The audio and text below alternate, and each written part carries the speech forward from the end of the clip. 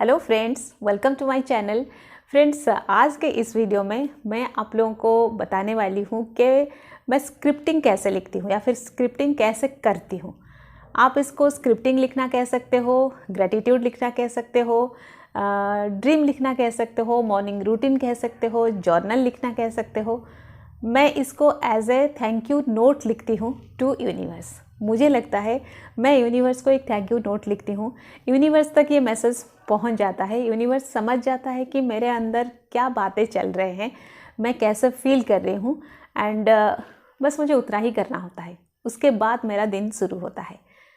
तो मैं अपना थैंक यू नोट में क्या क्या लिखती हूँ, कैसे लिखती हूँ एंड उसका रिज़ल्ट मुझे क्या मिलता है, ये सारा कुछ मैं आज इस वीडियो में आप लोगों के साथ डिस्कस करने वाली हूँ।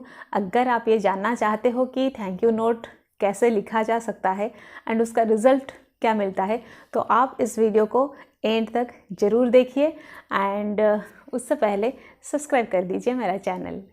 Hello friends, good morning. My name is Rinita Patnaik. I am a physical and a mental fitness counselor. I advise, suggest and help people how to stay fit both physically as well as mentally, and my passion is to live and live a healthy and happy life. Friends, gratitude लिखना, scripting लिखना, dream लिखना, ये सारा कुछ हम law of attraction से पढ़े हैं, सुने हैं, सीखे हैं। मैं भी वैसे ही लॉ ऑफ अट्रैक्शन में पढ़ी, मुझे वहाँ से जानने को मिला कि ग्रेटिट्यूड लिखना होता है, ड्रीम लिखना होता है, स्क्रिप्टिंग लिखना होता है। एंड मैंने देखा कि ग्रेटिट्यूड लिखना, ड्रीम लिखना, ये सब में थोड़ा थोड़ा डिफरेंस है। जैसे ग्रेटिट्यूड आप उसके लिए लिखते हो जो आपके पास ऑलरेडी है, आप ड्रीम लिखते हो जो होना होता है, जो आपके ड्रीम है, आप उसको लिखते हो एंड उसके लिए आप पहले से एडवांस से थैंक यू लिखते हो। तो मैं सोची कि मैं इसको कैसे लिखूं कि जिससे मैं कन्विंस हो सकती हूँ या फिर मेरा सबकॉन्शियस माइंड कन्विंस हो सकता है। वो कोई क्वेश्चन नहीं करना चाहिए, उसको डाउट नहीं होना चाहिए, क्योंकि मैं इस बात से श्योर हूँ कि आपका सबकॉन्शियस माइंड अगर आपके साथ एग्री नहीं होता है, आप कुछ भी कर लो, वो मैनिफेस्ट नहीं होता है। तो मुझे पता था कि मुझे अपने सबकॉन्शियस माइंड को साथ लेके ये काम करना है। मैं सोची कि मैं यूनिवर्स को एक थैंक यू नोट लिख सकती हूँ, ठीक है, क्योंकि यूनिवर्स मेरे लिए इतना कुछ करता है तो मुझे उससे थैंक यू बोलना चाहिए। जब मैं ये पॉइंट रखी, मेरे सबकॉन्शियस माइंड इसको डिनाई नहीं कर सकता, वो मेरे साथ एग्री हो गया कि हाँ, थैंक यू बोलना चाहिए यूनिवर्स को, क्योंकि वो इतना कुछ करता है। अब मेरे सबकॉन्शियस माइंड मेरे साथ है, तो फिर मैं थैंक यू नोट लिखना चालू की। अब थैंक यू नोट में मैं क्या लिखूँ, जो मेरे पास ऑलरेडी है मैं उसके लिए थैंक यू बोलूँ, ये होता है ग्रेटिट्यूड लिखना। तो मैं उसके लिए थैंक यू बोलूँ, ये तो होना चाहिए। लेकिन जो ड्रीम लिखना होता है, जो मेरे पास नहीं है या फिर जो मैं चाहती हूँ, मैं उसके लिए एडवांस में थैंक यू बोलूँ। तो मुझे लगा हो सकता है कि जो मेरे पास नहीं है उसके लिए मैं जब थैंक यू बोलना चालू करूँगी इन एडवांस, हो सकता है सबकॉन्शियस माइंड यहाँ पर डिसएग्री करे, बोल सकता है कि नहीं, ये तो हुआ नहीं है, मेरे पास ये है, मेरे पास वो है, ये तो नहीं है, वो क्वेश्चन कर सकता है। तो मैं सोची जो मेरे पास है, जब मैं उसको लिखूंगी, मैं उसको इतना जनरलाइज कर लूँगी, ऐसे जनरल वे में लिखूंगी कि उसमें सब कुछ कवर हो जाएगा। जैसे कि एक एग्जांपल देती हूँ, I am so very much happy, I am thankful for my absolutely perfect health. ठीक है, अब मैं फिट हूँ, मेरा हेल्थ एकदम परफेक्ट है, थोड़ा बहुत कुछ इधर उधर होता है जो कि मायने नहीं रखता। तो फिर मेरा एब्सोल्युटली परफेक्ट हेल्थ के लिए मैं जब उसको थैंक यू बोली एंड प्रेजेंट टेंस में बोलती गई, तो ये कंटिन्यू होता गया, क्योंकि उसको पता है कि मैं वही फील कर रही हूँ, मैं अपने गुड हेल्थ के लिए, परफेक्ट हेल्थ के लिए हैप्पी फील कर रही हूँ, थैंक यू फील कर रही हूँ। एंड इससे मेरा सबकॉन्शियस माइंड कन्विंस्ड है कि हाँ, मेरा हेल्थ बड़ा परफेक्ट है। एंड मैं जब ये फील कर रही हूँ, फिर यूनिवर्स उसको मुझे देने लगता है, कंटिन्यूसली उससे मुझे वही मिलता है। तो ये हो गया, thank you for my absolutely perfect health, thank you for my young looking figure, thank you for my glowing and flawless skin. ये जब मैं करती हूँ तो इसमें क्या होता है, वो थैंक यू बोला जाता है, वो सारा कुछ जनरल एक सेंटेंस होता है एंड उसमें सबकॉन्शियस माइंड एग्री करता है एंड वो यूनिवर्स तक मैसेज पहुँचता है और वो मुझे मिलता है। अगर मैं ये सोचूं कि थैंक यू मेरा पिंपल्स अच्छे हो गए हैं, थैंक यू मेरे रिंकल्स अच्छे हो गए हैं, थैंक यू मेरा स्किन अब ड्राई नहीं है, ये अगर मैं सोचती हूँ, इसको सबकॉन्शियस माइंड एग्री नहीं करेगा। वो बोलेगा कैसे पिंपल नहीं है, कैसे रिंकल नहीं है, कैसे ड्राई नहीं है। तो यहाँ पे उसको फोकस करूँगी तो वो नहीं हो पाएगा, ठीक है। मैं जब बोलती हूँ कि thank you for my glowing skin, my beautiful skin, thank you for my flawless skin, तो मुझे फील होता है, सबकॉन्शियस माइंड भी एग्री करता है, हाँ कितना ब्यूटीफुल स्किन है, कितना फ्लॉलेस स्किन है, तो वो चीज़ मैनिफेस्ट हो जाता है। हम क्या करते हैं, जब कोई एक पर्टिकुलर चीज़ को लेके उसके लिए एडवांस में थैंक यू बोलना चालू करते हैं, हम भले जितना लिखते हैं, लेकिन ये यहाँ चुपचाप उधर मुंह करके बैठा है कि ये सब नहीं है, झूठ लिख रहे हो, हमारा सबकॉन्शियस माइंड, तो मैनिफेस्ट नहीं होता है। बहुत लोग बोलते हैं कि स्क्रिप्टिंग लिखने के बाद, ग्रेटिट्यूड लिखने के बाद भी नहीं होता है, इसका रीज़न ये है। तो मैं इसको एक जनरलाइज फॉर्म में लिखती हूँ। जैसे मैं अपनी फैमिली मेम्बर्स के लिए लिखती हूँ कि thank you all my family members are happy, healthy, strong and beautiful, rich, lucky, supportive, cooperative. तो इसमें क्या होता है ना, सारा चीज़ एक जनरल में चला जाता है। ऐसे नहीं कि कोई अगर थोड़ा गुस्से वाला है, कोई थोड़ा जिद करने वाला है, तो उसमें भी वो आते हैं कि वो लोग सपोर्टिव है, वो लोग कोऑपरेटिव है, राइट। तो वो सारी चीज़ छिप जाता है। हाँ, सपोर्टिव तो है, वो कोऑपरेटिव तो है, अपने कोई चीज़ के लिए गुस्सा करते हैं, कोई रीज़न के लिए, या फिर कभी जिद करते हैं, वो अलग चीज़ है, लेकिन they are supportive, they are cooperative. उतना उन्होंने मुझे सपोर्ट किया है, तब तो मैं आज यहाँ हूँ। ये चीज़ को भी सबकॉन्शियस माइंड मान लेता है। एंड आप जैसे लिखते हो, जैसा फील करते हो, यूनिवर्स वही देने लगता है। अगर वो थोड़ा गुस्सैल है, थोड़ा जिद करने वाले है, तो भी धीरे धीरे वो जो क्वालिटी या फिर वो जो नेचर होता है वो छुप जाता है, या फिर वो धीरे धीरे बंद होने लगता है। आपको सपोर्टिव, कोऑपरेटिव वाला नेचर ज़्यादा उभर के सामने आता है। सिमिलरली अपने बिजनेस के लिए भी मैं वही लिखती हूँ। जो मेरे क्लाइंट्स है, जो कस्टमर्स है, they are happy with the service we are providing in our organisation.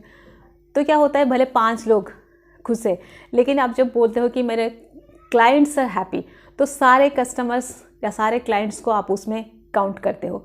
तो वो मन में आता है कि हाँ, लोग तो खुश होते हैं, हम तो पूरा सर्विस देते हैं, लोगों को सर्विस मिलता है, इसलिए वो रेगुलर आते हैं।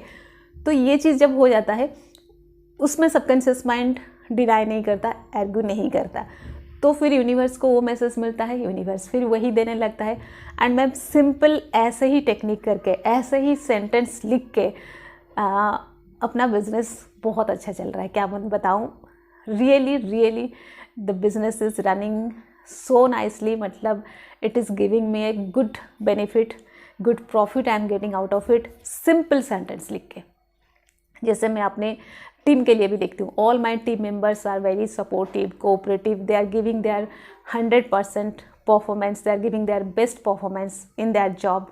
तो वैसे करके मैं अपने सारे टीम मेंबर्स को भी साथ लेके चलती हूँ। सारे लोग बड़े सपोर्टिव होते हैं, कोऑपरेटिव होते हैं, वो लोग टाइम पे अपना काम करते हैं, वो लोग जैसे काम करते हैं वो मेरे लिए बेनिफिशियल होता है। मैं उनको ऐसे मानती हूँ कि I respect them for their loyalty, I respect them for their honesty, their sincerity, their responsibility, जो वो मानते हैं, जो अपना रेस्पॉन्सिबिलिटी निभाते हैं अपना काम ठीक से करके, मैं उसके लिए उन्हें रेस्पेक्ट करती हूँ। तो ये चीज़ एक जनरल में हो जाता है, एक गिव एंड टेक भी हो जाता है कि वो लोग अपने लॉयल्टी देते हैं तो मैं उनको उसके लिए रेस्पेक्ट भी करती हूँ। ये जो चीज़ आप करने लगते हो, ऐसे में सबकॉन्शियस माइंड बहुत ज़्यादा क्वेश्चन नहीं करता है, डाउट नहीं करता है, एंड ये मैसेज यूनिवर्स तक पहुंचता है। एंड मैं बस आपको बताऊं, सिर्फ ऐसे ही सिंपल टेक्निक करके मैं अपने बिजनेस को बहुत अच्छे से, इवन लॉकडाउन के बाद भी बहुत अच्छे से मैं चला रही हूँ। मेरा अर्निंग को मैंने बहुत अच्छे से मेंटेन करके, या फिर मैं बोलूँगी वो ग्रो कर रहा है, only through this technique, only through this writing. मतलब इस तरह से लिख के मैं उसको मैनिफेस्ट करती हूँ, या क्या बोलूँगी, आई डोंट नो, बस ये चल रहा है। हाँ, कभी मैं पर्टिकुलरली नहीं लिखती हूँ इस मंथ मुझे इतना अर्निंग चाहिए, ये मंथ तक चाहिए, ये मैं नहीं लिखती हूँ, क्योंकि ये मैं करके देखी हूँ, मैं ये नहीं कर पाती हूँ। क्यों नहीं कर पाती हूँ? क्योंकि दिमाग में एक रहता है कि इस मंथ में मुझे 2 लाख का कलेक्शन चाहिए, 3 लाख का कलेक्शन चाहिए। तो जैसे ही डेट आगे बढ़ने लगता है तो मन में आता है इतना डेट हो गया, ये तो हुआ नहीं, पता नहीं आगे होगा कि नहीं, कैसे होगा, कहाँ से होगा, अब तो सीज़न ख़राब है, अब तो ये बहुत सारे क्वेश्चंस मन में आते हैं। एंड हम ही उसको क्वेश्चन पुट करके, डाउट करके हम ही उसको रोक देते हैं। मैं इसलिए कोई ऐसे पर्टिकुलर डेट, एक पर्टिकुलर अर्निंग, एक पर्टिकुलर अमाउंट नहीं डालती हूँ। मैं उसको यूनिवर्स के ऊपर छोड़ देती हूँ। हाँ, ऐसे मैं मानती हूँ कि मेरे एवरी मंथ का कलेक्शन 3 लाख होना चाहिए। ये एक हंसते खेलते बस ऐसे एक ड्रीम में बनाती हूँ एंड ये मैं यूनिवर्स तक पहुँचा देती हूँ। खुद मैं उसको इतना लाइटली बोलती हूँ, इतना आराम से बोलती हूँ कि उसको सबकॉन्शियस माइंड सीरियसली नहीं लेता है, वो डाउट भी नहीं करता है एंड वो उस पर काम भी नहीं करता है, लेकिन वो डाउट भी नहीं करता है। मुझे चाहिए कि सबकॉन्शियस माइंड डाउट नहीं करना चाहिए, सबकॉन्शियस माइंड क्वेश्चन नहीं करना चाहिए, ये अड़ नहीं जाना चाहिए। इसको पटा के रखो, इसको समझा के रखो, बाकी सारा काम हो जाएगा। तो ये जो एक के दिमाग में ऐसे डाल लेती हूँ 3 लाख का कलेक्शन होना चाहिए, वो भी हो जाता है। उसके लिए आप एक पर्टिकुलर मंथ में वेट करके बैठो, नहीं हुआ तो फिर आप सोचो कि लॉ ऑफ अट्रैक्शन मेरे लिए काम नहीं किया। नो, ये 1-2 मंथ नहीं होता है, लेकिन तीसरे मंथ पता नहीं जब मैं कैलकुलेट करती हूँ, चौथे मंथ में जाके कैलकुलेट करती हूँ, फिर लगता है अरे ये तो हो गया, मैं तो 3 लाख का कलेक्शन सोची थी, ये तो हो गया। ये ऐसे ही सरप्राइजिंगली होता है। आपको उसमें डाउट नहीं करना है, क्वेश्चन नहीं करना है, वो जो लेट गो करना है, आप उसको सोचो, एक बार भूल जाओ। इसलिए मैं कोई चीज़ को सीरियसली नहीं लिखती हूँ, क्योंकि मैं जानती हूँ मैं जब सीरियसली लिखूँगी मैं ही उस पर सारा वो डाउट करना, क्वेश्चन करना, उसका रास्ता रोकना वो मैं ही करने लगूँगी। इसलिए मैं थैंक यू नोट को इतने आराम से, इतने ईजीली, इतने कन्वीनियंटली, कंफर्टेबली बस लिखती हूँ। फॉर एवरीथिंग जनरली मैं उसको थैंक यू बोलती हूँ। उसमें मैं अपने फ्यूचर को भी शामिल कर लेती हूँ। Absolutely thank you for my absolutely perfect health, मतलब मैं अपने फ्यूचर को भी उसमें शामिल कर ली। तो ये होता है मेरा तरीका थैंक यू नोट लिखने का। अगर आप देखते हो कि आप पर्टिकुलर कोई चीज़ के लिए लिखते हो एंड वो काम नहीं करता है, आपको लगता है कि हो नहीं रहा है, आप इसको जनरली लिखना चालू करो। इसलिए बोला जाता है कि थैंक यू नोट लिखो, ग्रेटिट्यूड लिखो, जो है आपके पास, जो है उसको भी इस ढंग से लिखो कि वो प्रेजेंट के साथ साथ फ्यूचर को भी कवर कर ले। ठीक है, तो ये था मेरा यूनिवर्स को थैंक यू नोट मैं कैसे लिखती हूँ, क्या लिखती हूँ एंड मुझे उसका रिज़ल्ट कैसे मिलता है। कोई डाउट है, कुछ मन में और कुछ क्वेश्चन है, आप कमेंट सेक्शन में लिख सकते हो। आप इसको ऐसे ही सिंपल वे में लिखना चालू कर सकते हो, यह आपके लिए बिल्कुल काम करेगा। I am damn sure. अगर आप कोई और वे में लिखते हो, आपके लिए भी वो काम करता है, आप मुझे कमेंट सेक्शन में वो भी लिख सकते हो। So friends, that's all for today. Stay happy always.